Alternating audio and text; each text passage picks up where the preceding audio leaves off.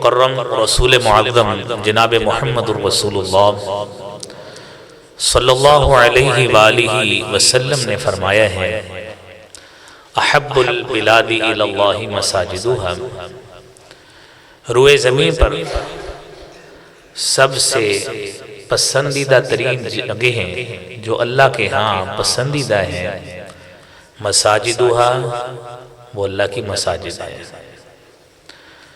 تو آپ احباب کو یہاں پر بیٹھ کر اکتاہٹ اور بیزاری نہیں ہونی چاہیے، بلکہ آپ دل کے سکون اور طمانینت کے ساتھ بیٹھیے گا کہ ہم اللہ کی مسجد میں موجود ہیں۔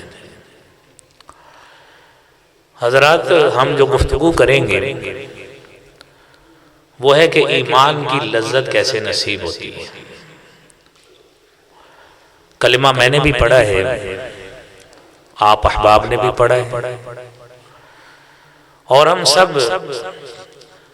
کلمۃ التوحید کے اقراری بھی ہیں، اور اس کا عملی مظاہرہ ہم نے نماز پڑھ کر اپنی جبین کو اللہ کے سامنے جھکا کر اس کا اظہار بھی کیا ہے۔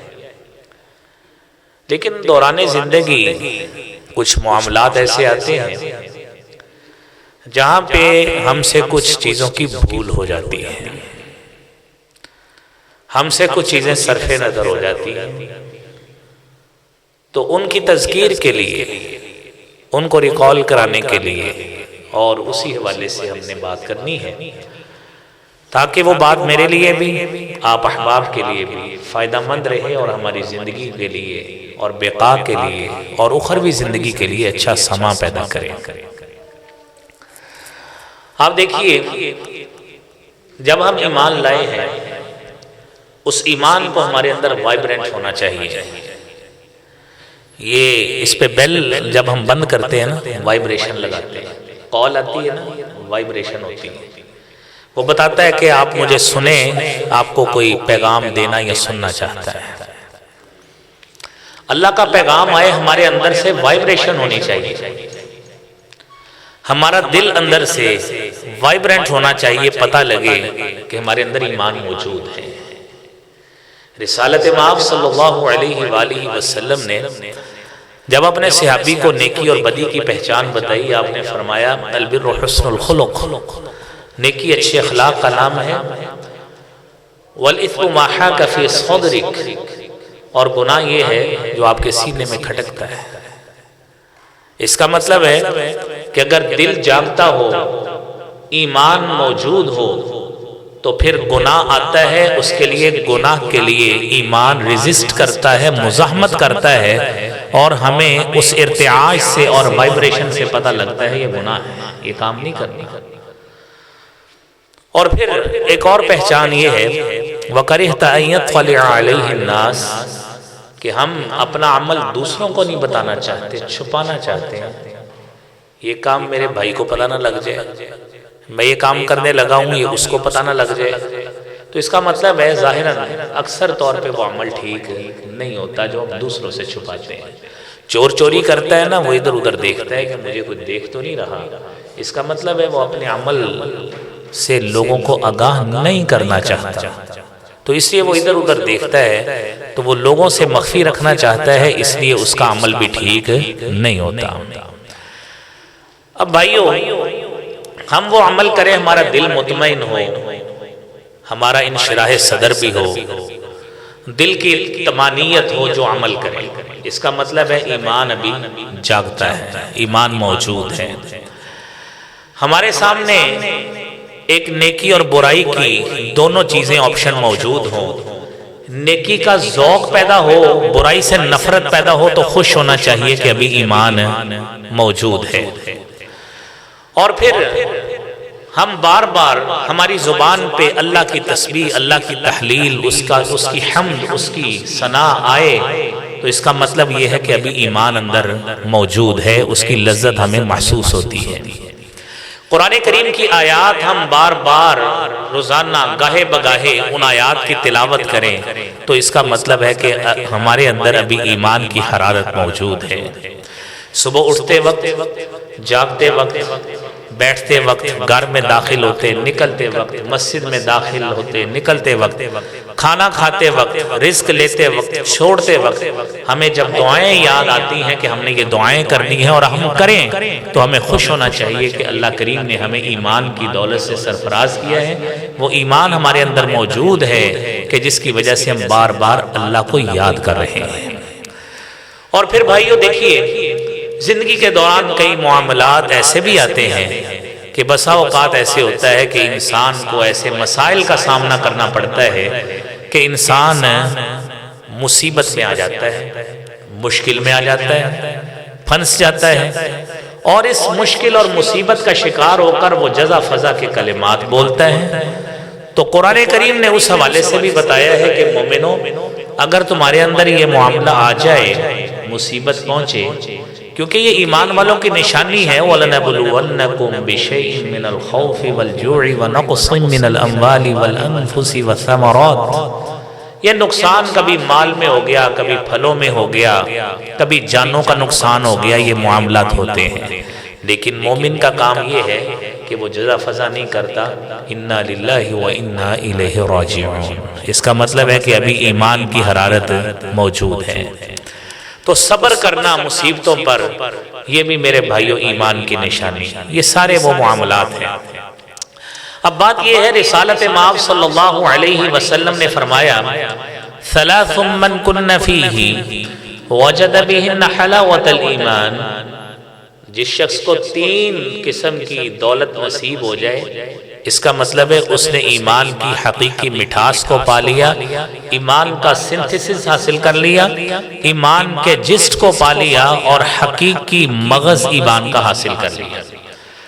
پہلی بات فرمایا ان یکون اللہ ورسولہ احب الیہ مما سواہما، اس بندے کے نزدیک اللہ اور اس کے رسول صلی اللہ علیہ وسلم، ساری دنیا ایک طرف ہو جائے، اللہ اور اس کے رسول صلی اللہ علیہ وسلم کی محبت ساری دنیا سے بڑھ کر محبت ہو جائے، اس کا مطلب ہے کہ اس نے بھی ایمان کی حلاوت کو پا لیا۔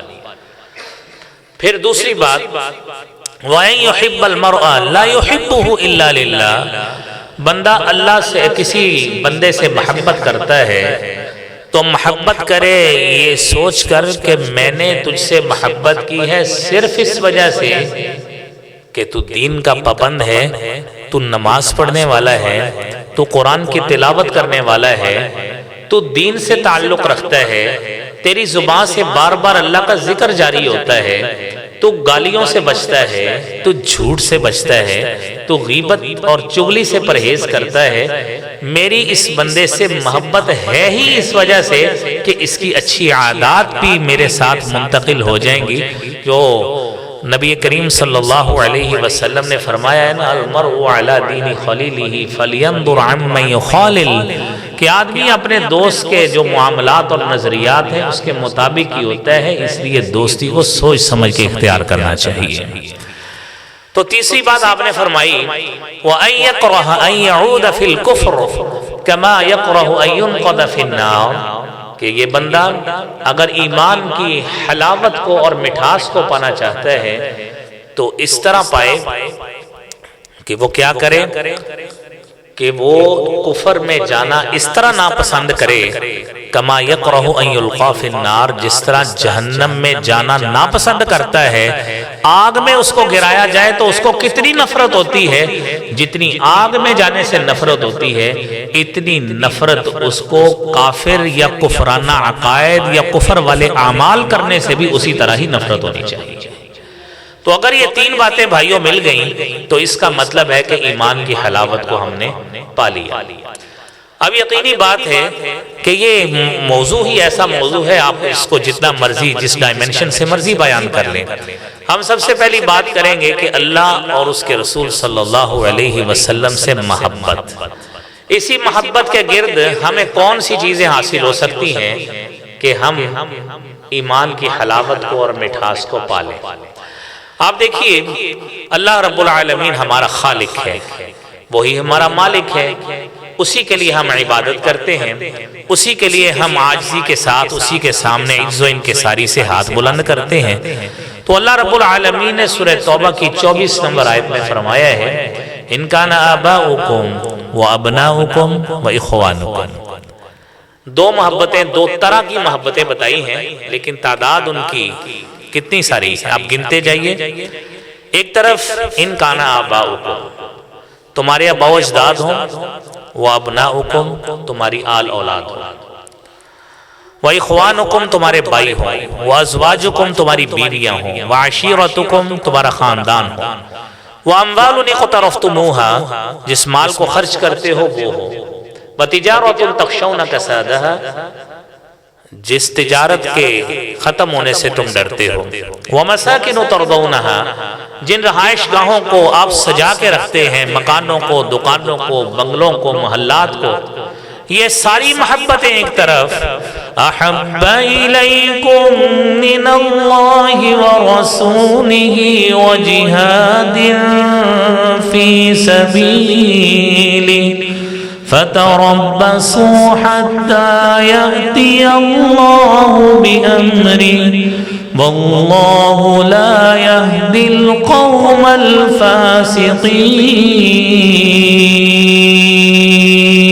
الفاسقین. یہ محبتیں ایک طرف. کیا تم ان محبتوں کو اللہ کی محبت پہ قربان کرتے ہو؟ اللہ کے رسول صلی اللہ علیہ وسلم کی محبت پہ قربان کرتے ہو؟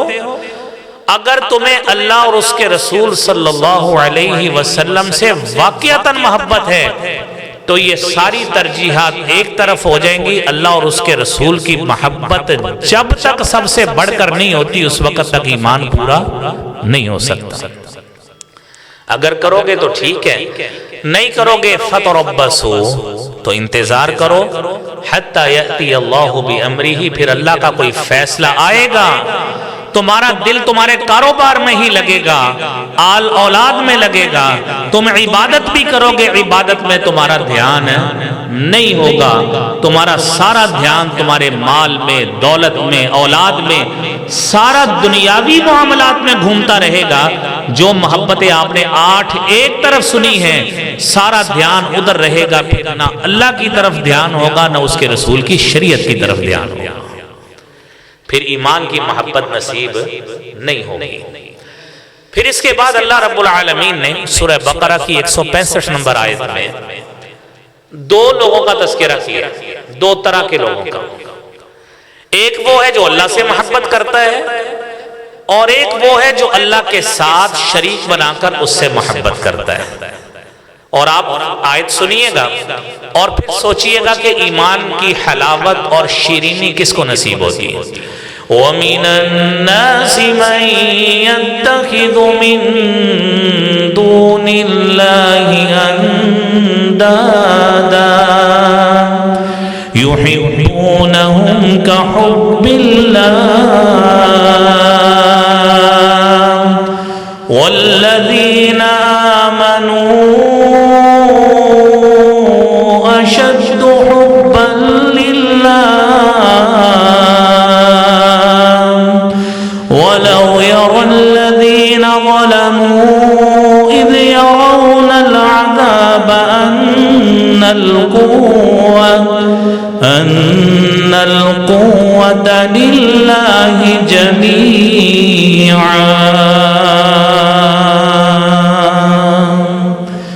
لوگوں میں سے آپ کو ایسے لوگ بھی ملیں گے جو اللہ کے ساتھ کسی کو شریک بناتے ہیں اور پھر ان کو محبت کا وہ معیار دیتے ہیں جو اللہ کو دینا چاہیے. بھئی اللہ ہمارا خالق ہے، ہم اس کے آگے اپنا وجود جھکاتے ہیں. دنیا میں بدبخت ایسے بھی ہیں کہ جو یہی معیار اپنے بنائے گئے شرکاء کو دیتے ہیں اور اپنا وجود ان کے آگے جھکاتے ہیں. تو ہم کتنے خوش نصیب ہوئے کہ اللہ نے آج ہمیں ایمان کی اتنی پیاری دولت سے نوازا ہے. ہم نے نماز اللہ کے لیے پڑھی. اللہ کریم ہماری اس حاضری کو قبول فرمائے. ایمان والے اللہ سے محبت کرتے ہیں اور جو مشرک ہیں وہ اللہ کے علاوہ کسی اور سے محبت کرتے ہیں. تو ہماری محبت کس سے ہونی چاہیے؟ اللہ رب العالمین.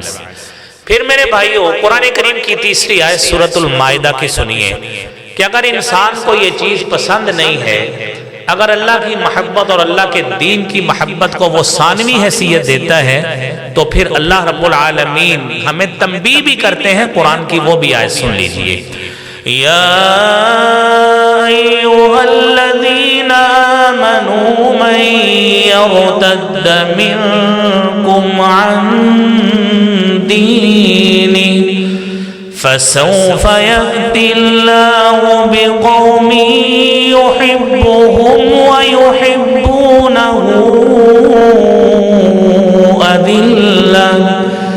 أذلة على المؤمنين أعزة على الكافرين۔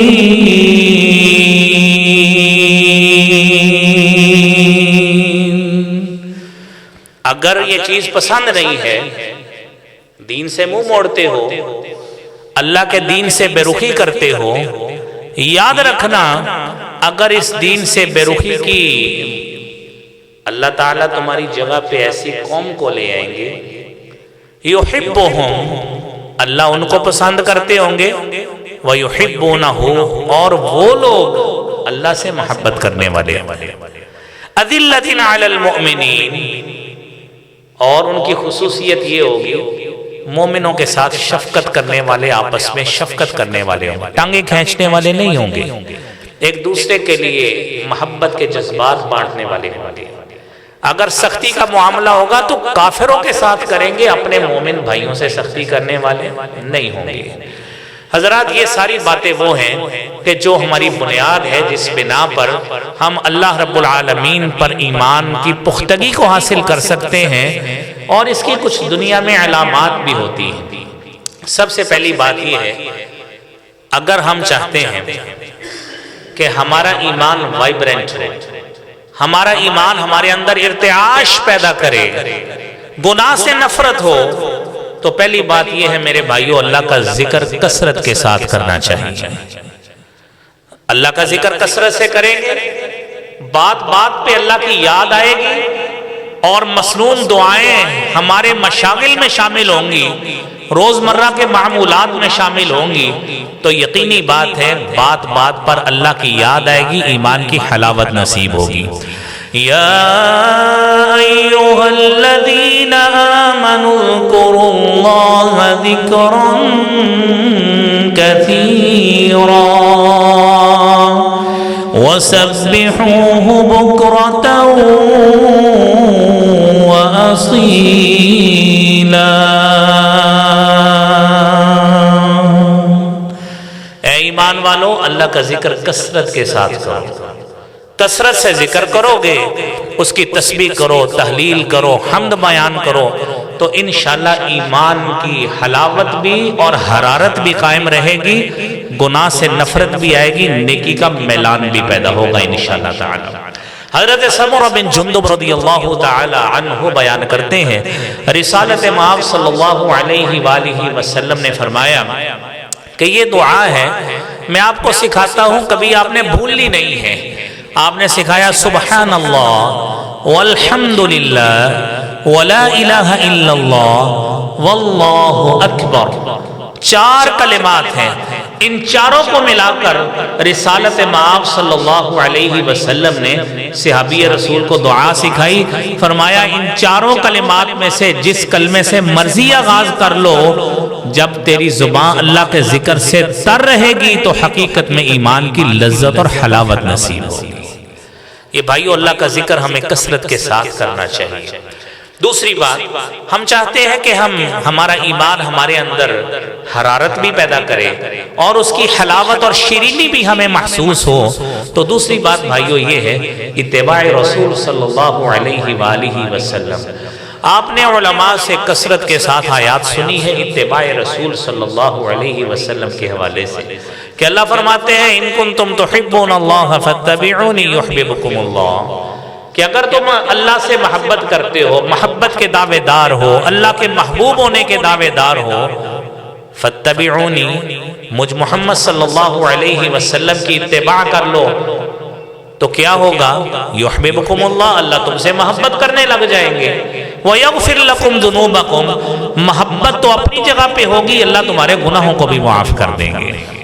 حضرت ابی وقار نبی کریم صلی اللہ علیہ وسلم کا ایک صحابی آپ کے پاس آتا ہے اور آ کے کہتا ہے اللہ کے پیارے حبیب صلی اللہ علیہ وسلم میں گھر میں ہوتا ہوں مجھے آپ کی یاد بہت ستاتی ہے، جب تک آپ کے رخ انور کو دیکھ نہیں لیتا اس وقت تک تسلی نہیں ہوتی، پھر جب کہ آپ کی مجلس میں آ جاتا ہوں اللہ کے پیارے حبیب سوچتا ہوں کہ میں آپ کی مجلس میں آ گیا ہوں، وقت ایسا بھی آئے گا جب میں دنیا سے چلا جاؤں گا، آپ بھی چلے جائیں گے، جنت میں جائیں گے، تو اللہ کے رسول آپ تو خاتم الانبیاء ہیں، سرتاج الرسل ہیں، اللہ نے آپ کو کتنا بڑا مقام دینا ہے، تو میں کہاں پہ ہوں گا، میرا تو بہت نچلا درجہ ہوگا۔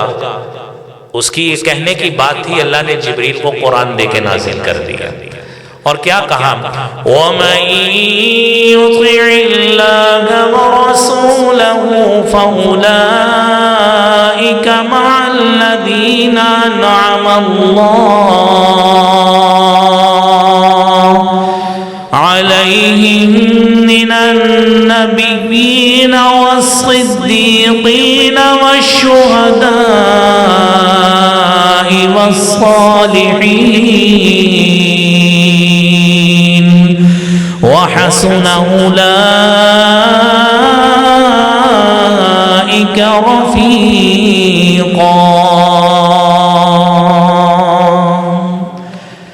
میرے صحابی تو نے اپنی میرے ساتھ صحبت کا اظہار کیا، اللہ نے قرآن نازل کیا کہ اللہ اور اس کے رسول صلی اللہ علیہ وسلم کی جو اطاعت کرتا ہے اللہ اس کو اتنا بلند مقام عطا فرمائیں گے، کل قیامت کا روز ہوگا یہی اطاعت کرنے والا شخص اللہ اس کو معیت عطا فرمائیں گے انبیاء کے ساتھ، صدیقین کے ساتھ، شہداء کے ساتھ، صالحین کے ساتھ۔ بندے نے خواہش کا اظہار کیا ہے، اللہ نے قرآن بنا کے نازل کر دیا۔ تو اتباع رسول سے بھائیوں اگر صحبت رسول جنت میں بھی چاہیے تو وہ بھی اتباع رسول صلی اللہ علیہ وسلم سے ہی ملے گی۔ میرے بھائیوں تیسری بات، تیسری علامت، دو باتیں اور کرنی ہے انشاءاللہ 30 پہ بات ختم کر دیں گے۔ تو تیسری بات یہ ہے حضور نبی کریم صلی اللہ علیہ وآلہ وسلم کے دین نے جو ہمیں بات سکھائی ہے، ہم چاہتے ہیں کہ ہمارے اندر ایمان حلاوت پیدا کرے، حرارت پیدا کرے، ایمان گناہ ہمارے پاس آئے، یہ ایمان کے اندر ایسا اینٹی وائرس موجود ہو کہ گناہ ہمارے قریب بھی نہ آئے، اور وائرس آ کر ہمیں ہمارے اعمال کو داغدار نہ کرے۔ تو اس کے لیے کیا ہے؟ اس کے لیے قرآن پڑھنا چاہیے، آیات قرآنیہ کی تلاوت کرنی چاہیے، اور قرآن کریم نے میرے بھائیوں ہمارے لیے وہ علاج بھی بتایا ہے۔ ایمان بڑھانا چاہتے ہو، ایمان میں اضافہ چاہتے ہو، قرآن پڑھا کرو، اور قرآن سن بھی لیں، انشاءاللہ یہ آیت کا اثر ہمارے اوپر بھی انشاءاللہ ہوگا۔ انما المؤمنون الذين اذا ذكر الله وجلت قلوبهم واذا تليت عليهم آياته زادتهم ايمانا وعلى ربهم يتوكلون۔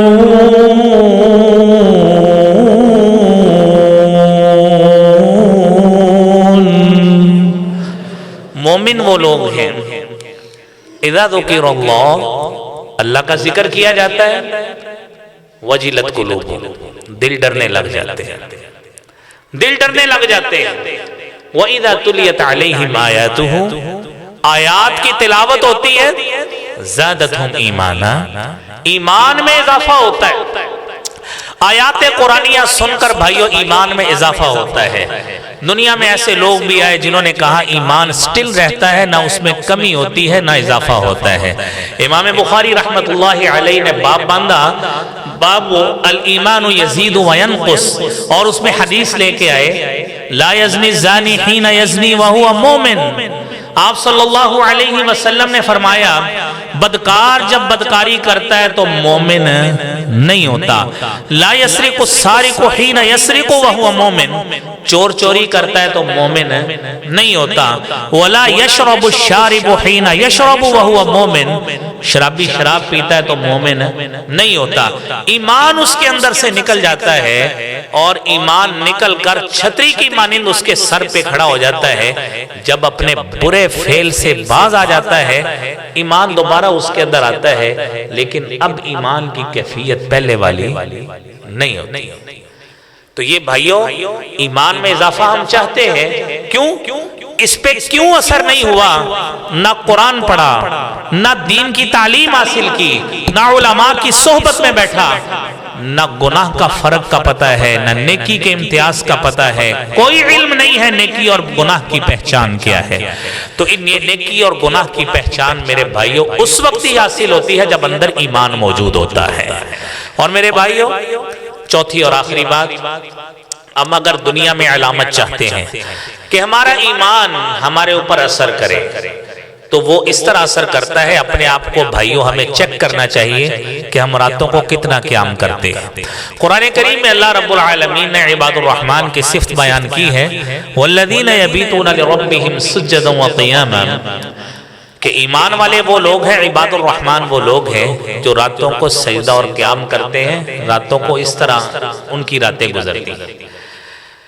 کعب الاحبار یہ یہودیوں کے عالم تھے، لوگوں میں صحابی معروف ہیں، وہ صحابی نہیں تھے، حضرت عمر فاروق کے دور میں مسلمان ہوئے۔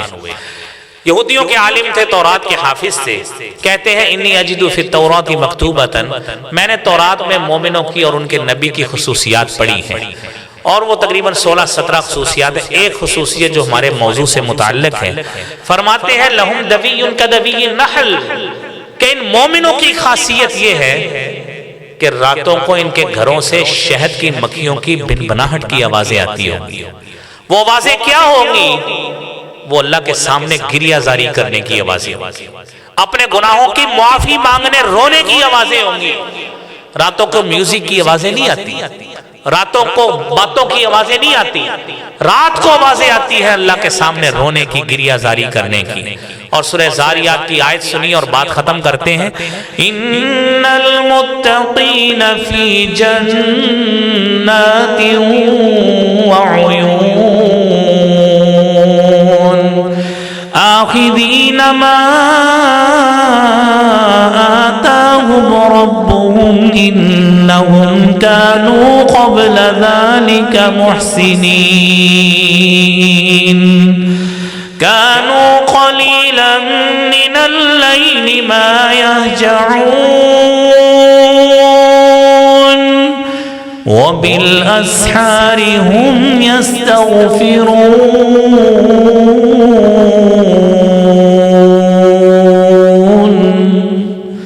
متقین وہ لوگ ہیں اللہ کی نعمت باغات اور چشموں کی نعمت میں ہوں گے۔ آخذین ما آتاہم ربہم، اللہ جو انہیں نعمتیں دیں گے جنت میں وہ لیں گے۔ کیوں؟ کانوا قلیلا من اللیل ما یہجعون، رات کو تھوڑا سوتے تھے، وبالاسحار هم یستغفرون، سحری کے وقت استغفار کیا کرتے تھے۔ میرے بھائیوں یہ ایمان کی حلاوت اس طرح نصیب ہوتی ہے۔ اللہ کریم ہمیں یہ صفات اپنانے کی توفیق عطا فرمائے، اللہ کریم ہمیں ایمان کی شیرینی اور حلاوت نصیب فرمائے۔ وآخر دعوانا ان الحمد للہ رب العالمین۔